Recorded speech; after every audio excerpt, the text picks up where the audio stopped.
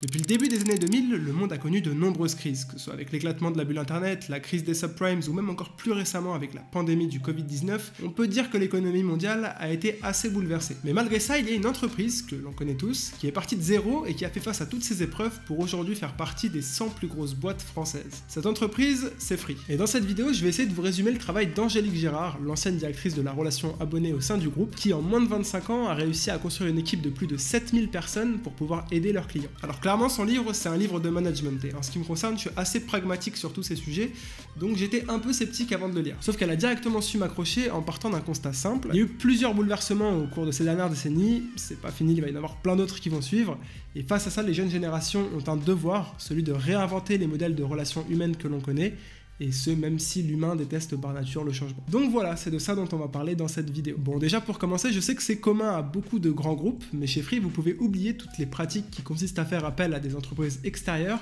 pour gérer leur service client. En fait, dans leur approche où ils veulent vraiment se concentrer sur un management humain, ils voient le recrutement avant tout comme un investissement. Et dans cette même logique, la promotion interne fait partie des points phares du groupe. Mais bref, du coup, le rôle des managers, dans un premier temps, c'est de savoir identifier le potentiel de leurs candidats. Et pour ça, ils se focalisent sur deux critères, les rationnels et les émotionnels. Le premier, c'est tout simple, il décrit un comportement réfléchi d'une personne qui sait être autonome, qui sait comprendre des problèmes et les résoudre. Le deuxième, il est un peu plus subtil, c'est ce qui est souvent appelé l'empathie, et c'est parfois difficile à discerner dans un contexte d'entretien d'embauche. Du coup, ce que font certains recruteurs de chez Free, c'est qu'ils posent des questions auxquelles le candidat ne s'attend pas pour le dérouter un petit peu et voir sa réaction. Par exemple, que feriez-vous avec 1 million d'euros? Quel métier rêviez-vous de faire adolescent et pourquoi ne pas avoir poursuivi dans cette voie? S'il ne vous restait qu'un seul jour à vivre, que feriez-vous? L'idée en fait, c'est pas d'aller voir ce que la personne a dans la tête, mais plutôt ce qu'elle a dans le cœur, si je peux dire ça comme ça. Au final, c'est ces deux qualités qui vont permettre aux recruteurs d'évaluer une sorte de quotient social qui va être beaucoup plus importante qu'un diplôme dans leur métier. Une fois que les bonnes personnes ont été trouvées, une double condition s'impose pour pouvoir effectuer un management respectueux, légitime et efficace.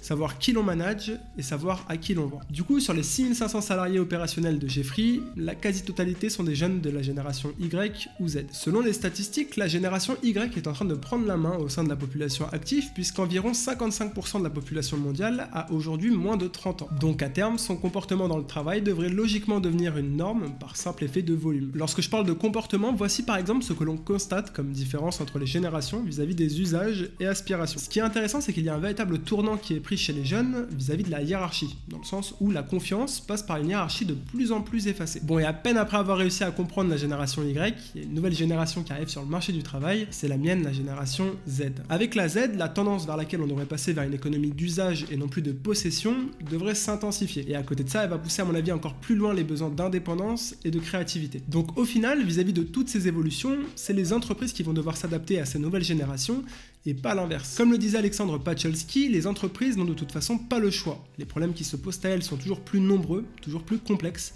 Si elles ne capitalisent pas sur les talents propres à chacun et qu'elles persistent dans un modèle tayloriste et vertical, elles n'y arriveront pas. En fait, on en revient à ce que je disais un peu plus tôt lors de la phase de recrutement. Aujourd'hui, avoir un CV en phase avec les attentes de l'entreprise, ça reste indispensable, mais il lui manque ce je ne sais quoi, ce truc qui fait la différence entre les têtes bien pleines et les têtes bien faites. Maintenant, par rapport aux clients de Free, il y a une chose très intéressante à noter. Free a apporté une nouveauté dans son secteur, le rassemblement d'abonnés pour créer des communautés. Bon, alors au départ, il faut quand même souligner que les abonnés se rassemblaient pour pointer du doigt ce qui n'allait pas et pour râler, mais ça a été pour le groupe un des meilleurs moyens de progresser et donc de grandir. Fin 2003, certains sites commencent à se faire remarquer, comme par exemple Frix, qui est maintenant Free News, et sur ces sites, des communautés totalement autonomes commencent à partager des tutoriels, des conseils ou des astuces afin de créer un espace d'entraide totalement collaboratif entre tous les abonnés. Et en 2003, c'était super novateur pour un fournisseur d'accès à Internet. Ça montre quelque chose d'hyper intéressant, c'est que l'objectif des clients les plus fidèles sont les mêmes que ceux de l'entreprise. C'est de détecter des failles, proposer des solutions et faire remonter les problèmes le plus vite possible. Du coup, avec cette hype, l'objectif de Free, ça a été d'organiser un événement pour pouvoir rencontrer les membres de sa communauté,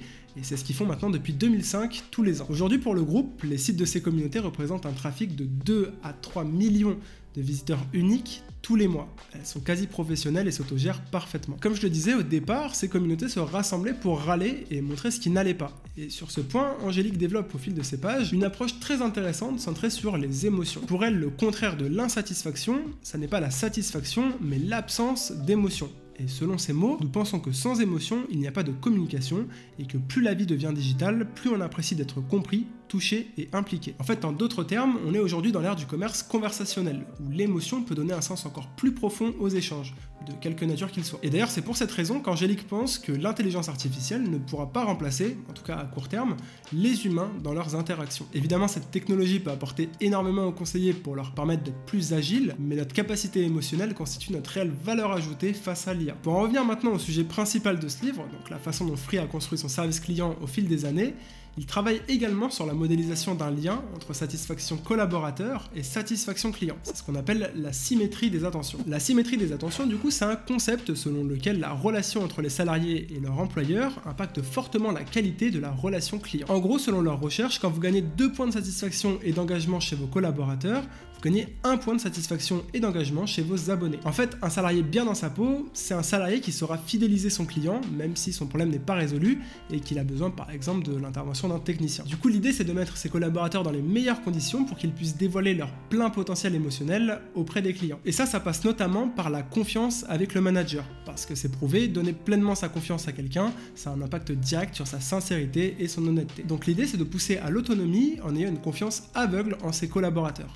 Mais ça ne s'arrête pas à ça. Au début des années 2000, des experts américains en productivité ont souligné l'intérêt de la valorisation du personnel comme étant un levier fondamental de la motivation. Et dans cette optique, Free pousse ses managers à réellement connaître ses collaborateurs pour adapter son leadership, donc en donnant des signes de reconnaissance différents à chacun, parce que ce qui motive une personne n'en motivera pas forcément une autre. D'ailleurs, c'est une pratique qui est très commune dans la culture japonaise, qui est connue pour être très structurée. Souvent le vendredi soir, un employé et son manager direct vont boire un verre ensemble, ils en profitent pour discuter sans langue de bois. Le lundi matin, quand la semaine reprend, tout ce qui a été dit sera placé sur le dos de l'alcool, même les choses qui ne sont pas forcément agréables à entendre. Et la finalité de tout ça, c'est juste que les liens ont été renforcés. En plus de ça, selon Angélique, l'objet d'une entreprise enthousiasmante au sein de laquelle les valeurs sont véhiculées ne s'arrête pas aux mots. Ça passe aussi par ce qu'elle appelle le réenchantement et l'envie de créer un environnement de travail agréable. Donc sur ce point, Free n'hésite pas à offrir les meilleurs équipements matériels à ses collaborateurs, et même s'ils sont très ouverts sur le télétravail depuis la pandémie, ils veulent faire de leur bureau un endroit chaleureux dans lequel tout le monde peut se rendre. Par exemple, il y a quelques années, ils ont décidé d'adopter un chat qui s'appelle Othello et qui vit dans les bureaux. Et là-dessus, il y a plein d'études qui montrent que la présence d'un animal de compagnie entraîne une libération d'endorphines calmantes et que ça rend les salariés moins stressés. Mais au-delà de ça, la mission d'Othello, c'est vraiment de créer un lien entre tout le monde, puisque la première force d'une équipe, c'est la cohésion. La finalité de ce projet, c'est vraiment de créer une maison commune, prête à accueillir l'ensemble des collaborateurs et dans laquelle on peut créer des événements mémorables. Et selon Angélique, construire une atmosphère de travail positive et fédératrice, c'est la meilleure décision que peut prendre une direction de la relation client. Alors évidemment, le plus dur est devant pour Free. Comme je le disais au début de la vidéo, les jeunes générations ont une mission, celle d'inventer de nouveaux modèles. Mais justement, c'est au travers de concepts comme la symétrie des informations ou la culture de l'enchantement portée par Angélique qu'elles peuvent trouver de l'inspiration. Car comme le disait Darwin, ce n'est pas le plus fort de l'espèce qui survit, ni le plus intelligent, c'est celui qui sait le mieux s'adapter au changement.